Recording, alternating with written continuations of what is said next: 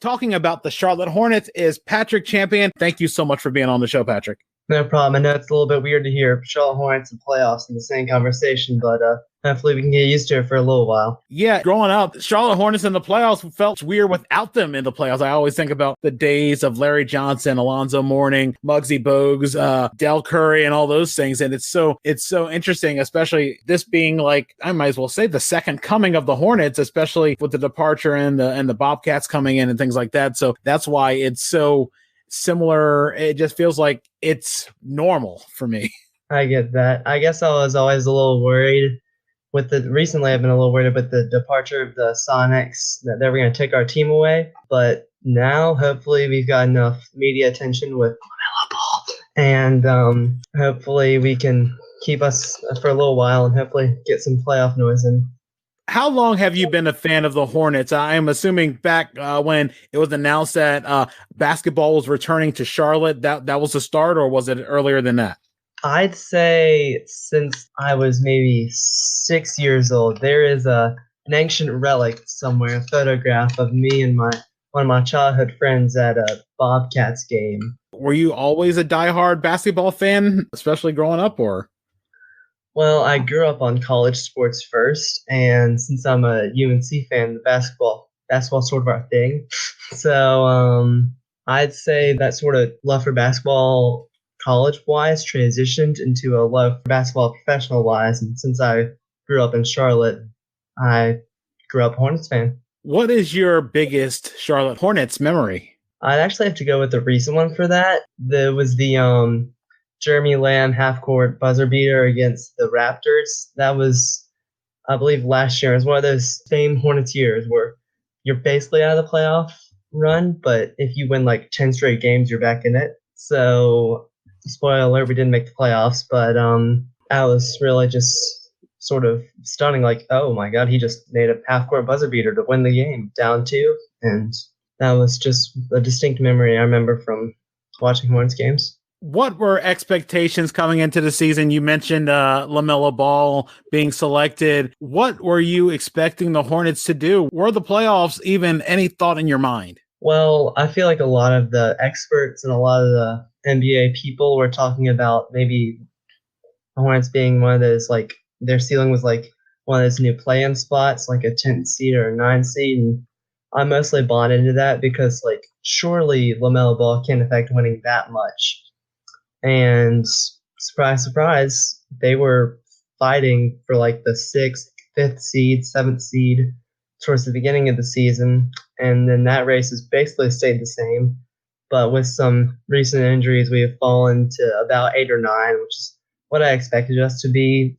My hope is that we can just keep that up, and the next season's our year. What is the most unique piece of team-related memorabilia that you have? I know that you mentioned a little earlier about something that you did have from the original Hornets. Well, yeah, I mentioned the Kelly Tripucka bobblehead. Maybe he's a little off the side in terms of Del Curry, Larry Johnson, Muggsy Bogues. He's not as mentioned as much. I'm currently wearing my Hornets pullover, but since I moved to South Carolina, I haven't been able to go to many Hornets games. I've had to watch on TV or sometimes listen on the radio. Shout out Sam Farber, best radio announcer there is. But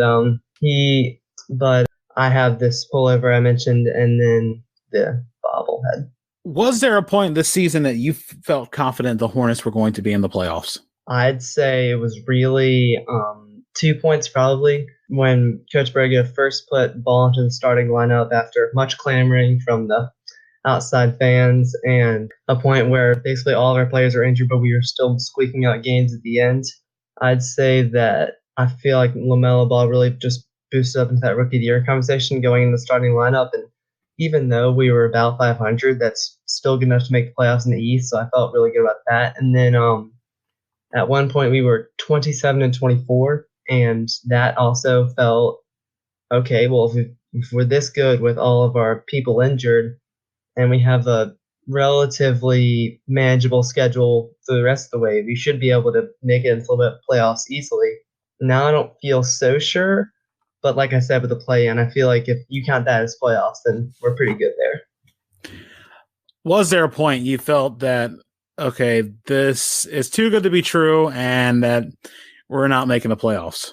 I'd say like the game after the LaMelo Ball injury, because he was good at points. He scored some points. He had rebounds for a pretty good amount for a point guard, and then he also was really good with assists. So he was playmaking, which is really important for an NBA team to have. So I'd say right after he went down, I was like, oh no, we're done. We can basically just tank for the next top 5 pick. And then recently I felt a little bit of doubt, but not enough to really sidetrack my play-in prediction, because we've lost about 4 games in a row, and we've scored about 20 points per game in all those games as a team. So looking at the playoff matchups, you guys make it into the playoffs and make it to the play-in and make it to those top 8 seeds. Who's the team that you feel like you match up the best with in the Eastern Conference playoffs? I'd say probably, with assuming all of the players on the injury report right now can come back for the playoffs. I know that Hayward probably will and Ball probably will.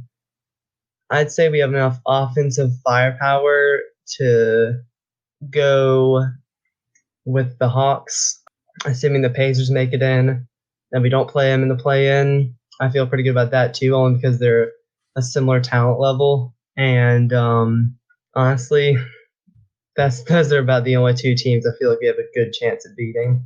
And that's a little negative, but nothing wrong with that. I mean, it's better to know your limitations and start thinking that all of a sudden, oh yeah, we can take down the Nets. Speaking of teams that you might be a little hesitant to want to face in the Eastern Conference playoffs, who's the team or teams that worry you the most if the Hornets ended up matching up with them? Well, I mean, I feel like you just said it, the Nets. We played them last night, and we hung with them for 3 quarters, but we got beat pretty soundly. We gave up 130 points, which sounds like a lot, but when it's with the Nets, it's pretty much in line with what they've been doing on offense all season. I feel like if they were completely healthy, we would really have a chance. I know we beat them once before the season, but I feel like that was sort of more inspired play, more healthy play. So I'd say Nets. I'd say probably the Celtics. It feels like they're heating up. I'd say just any within the top 4 seeds, whatever those turn out to be. I don't know if I like our chances. I know that the Michael Jordan tenure as the owner of the Bobcats / Hornets has sort of been one where they just sort of thought it's another example of somebody who doesn't know how to run a team. And it looks like they're finally on the right path. Do you feel like a potential deep run could eventually, I guess, vindicate Michael Jordan, which it's hard to believe that anybody has to say Michael Jordan has to be vindicated, but as an owner, he would be vindicated because it seems like as a player, he's one of the greatest players of all time. I feel like, yeah, I agree with you in the terms of like maybe I don't know if he's been the worst owner ever. I mean, he hasn't had any scandals or anything like that, which seems to be kind of common among owners in this day and age. But I feel like the general consensus is that he was a better player than he was an owner, which is obviously not unfounded. I think that a championship, while unlikely, I think it could happen this decade.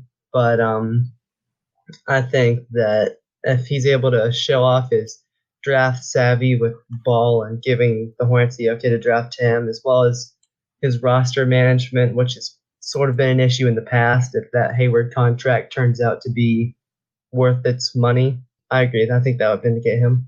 Speaking of Gordon Hayward, when you heard that he was signing with the Hornets, what were your thoughts on that? And did you think, okay, it's just another Celtics cast off coming to the Hornets? Were you excited about that?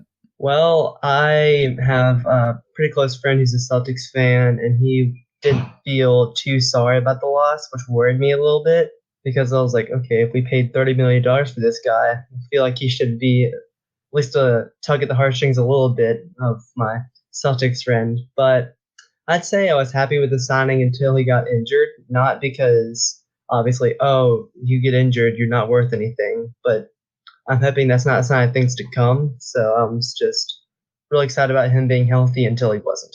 So hopefully he can bring it back, and hopefully by the end of his age 34 season, he's not just completely washed and not worth half his contract. Looking at the predictions for the NBA Finals, who do you have coming out of the Eastern Conference? Who do you have coming out of the Western Conference? And who do you have winning the NBA Finals, and in how many games? I'm going really against the grain here. Nets. and Lakers. I mean, it sounds pretty obvious, but it's one of those things where I feel like the most obvious answer is the most obvious answer for a reason. I am in love with the Nets' firepower they have on offense, and I feel like their suspect defense isn't really a problem because, I mean, to win a game of basketball, you have to score more points than the other team, and they've proven to do that pretty well. And I think if Harden, Kyrie, and KD are all healthy, then that's a pretty scary sight. And then in the West, it's basically the same thing with the Lakers. I know that LeBron is out, I believe still out. And then AD is a great center, and they did it before, and they got challenged a little bit by a pretty upstart Heat team, but I feel like they're still going to make it to the finals again this year. But in terms of winning the finals, I think that's going to be a lot harder.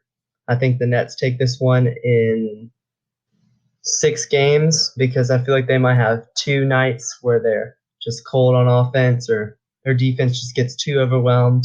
But I think overall the offense is just too point scoring. Do you feel, especially now, it seems like all these teams sort of accumulating talent, not like the old-fashioned way, like through the draft, but through, forming super teams and things like that. Do you feel like that's going to be the trend when it comes to the NBA, or do you think that this is going to be just a passing fad? Well, I mean, I feel like it's working. That's the problem with if you wanted it to be back to the draft, you wanted it to be the old-fashioned way. I think the problem with that is that free agency is a lot more guaranteed to work because, I mean, look at the Lakers last year. LeBron's a free agent signing. AD's a free agent signing. Or maybe he was a trade, but it wasn't the draft. So I think that if you're able to nab a few really good players from small market teams like Charlotte, then that's a really good way to go about things so far. If it proves to not work, I'm sure GMs will switch back to the draft, but I feel like for as long as it will work, then it's going to be the way of the future. Yeah, which I think, the old-fashioned way, I guess the way the Celtics did it, that's a different story. They had assets, they traded, and they built a team that way. It's not like people had a choice to really come along. It's like these assets were good enough for these other teams, the Timberwolves and the Sonics, to trade, and then that's how they built their team. Of course, those were a lot more aged players, but, if you could build a core where they're pretty much young guys and you don't have to do it through basically everybody sort of trying to say, hey, come on, join my team, it's a completely different thing. Yeah, I think as long as that salary cap keeps going up, then teams will have more money to sign more players on more max deals. So, I mean, I don't even know if it has to be young players because I think as long as I think even if it's older players on short-term deals like Kevin Durant and Kyrie, I think his contract's expiring within the next 3 or 2 years, that you can do it, but I don't know if it's good enough to build a dynasty. Oh, Patrick, I really do appreciate it. Before we let you go, what are ways people can reach out to you? Do you have any particular shout outs if people want to talk Hornets or any type of basketball or Carolina sports with you? Well, I have a Twitter account. It's at Patrick C PTST, and all lowercase except for the PTST, and that stands for Primetime Sports Talk. That's where I write. They cover all the bases. We got MLB, NBA, NHL, NFL. We even have a guy that writes racing. So I think that y'all should check them out. And then I just listed the Twitter. I also have an Instagram with the same name. And I don't think I have any other shout-outs, personal shout-outs to make.